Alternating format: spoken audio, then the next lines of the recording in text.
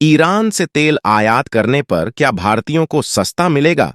Petrol और diesel के बढ़ते दाम को कम करने के उद्देश्य से भारत सरकार इस कोशिश में है कि वो कच्चे तेल की ईरान और वेनेजुएला से आयात बहाल करे। इस समय अमेरिकी प्रतिबंध के कारण भारत ईरान और वेनेजुएला से तेल नहीं खरीद रहा है। सोमवार को विपक्ष ने संसद में तेल के बढ़ते दाम पर सरकार की कड़ी आलोचना की और इससे दाम कम करने की मांग की।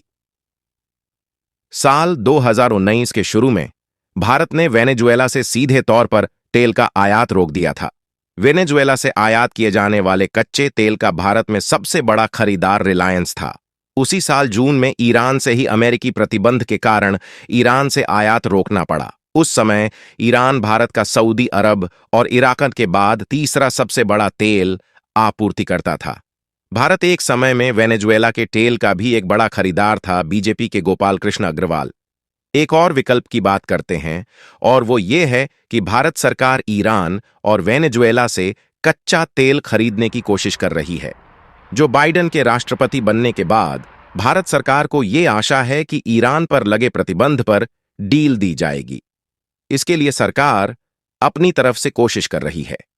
कुछ समय पहले मीडिया से बात करते हुए तेल मंत्री धर्मेंद्र प्रधान ने भी कहा था कि इन दोनों देशों से तेल आपूर्ति बहाल करने की कोशिश जारी है। भारत को क्या फायदा होगा? ईरान भारत को तेल डॉलर के बदले भारतीय मुद्रा रुपए में देता है। ईरान उन रुपयों से भारत से सामान खरीदता है। यह सौदा दोनों देशों के लिए फायदे वाला है। इस हफ्ते अंतर्राष्ट्रीय बाजार में कच्चे तेल की कीमत $71 प्रति बैरल हो गई है, जिससे पेट्रोल का दाम भारत में ही बढ़ने के आसार हैं। जहां कुछ शहरों में पहले से ही पेट्रोल का दाम बढ़कर ₹100 प्रति लीटर तक पहुंच चुका है। पेट्रोल, डीजल और एलपीजी रसोई गैस के बढ़ते दाम को नियंत्रण में लाने के लिए भारत सरकार कई तरह के कदम उठाने की कोशिश में लगी है, लेकिन अंतर्राष्ट्रीय बाजार में हालात सरकार की इन कोशिशों में बड़ी बाधाएं हैं।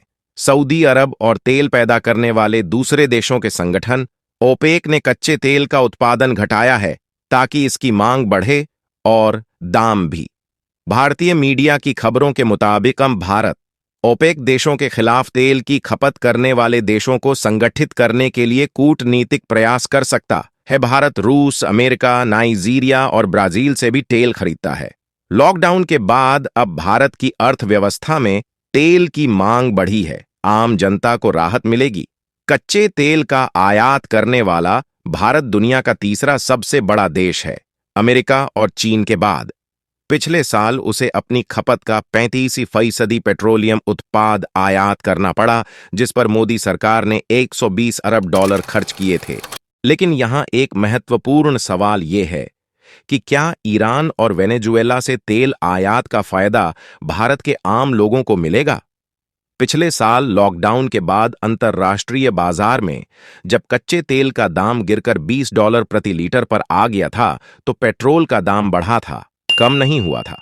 सिंगापुर में तेल विशेषज्ञ वंदना हरि कहती हैं कि इसका कारण था मोदी सरकार का तेल पर एक्साइज ड्यूटी 2 बार बढ़ाना। दरअसल 2014 से $106 प्रति बैरल से तेल का दाम लगातार गिरा है, लेकिन भारत सरकार ने हमेशा एक्साइज ड्यूटी बढ़ाई है, जिसके कारण आम जनता को तेल के दाम में कमी का फायदा नहीं मिल सका है।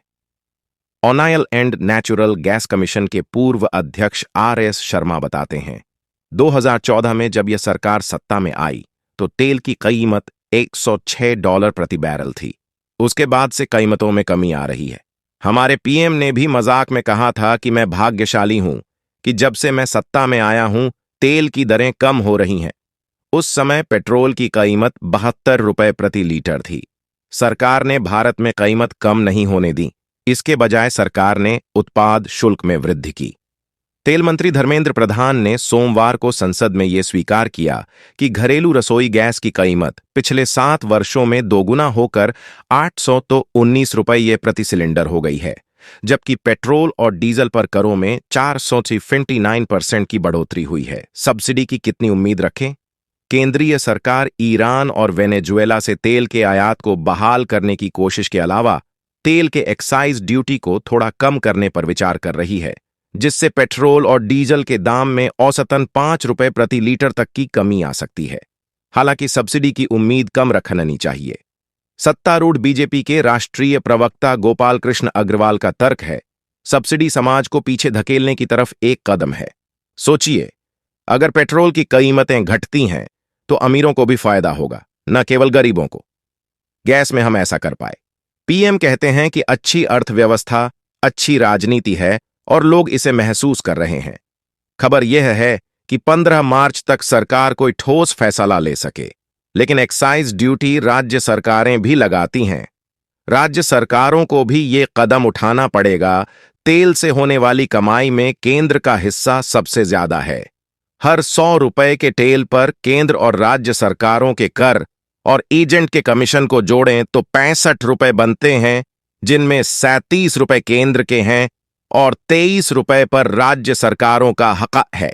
दोस्तों, ऐसे ही वीडियो देखने के लिए दृष्टि राजनीश वेले चैनल को सब्सक्राइब करें।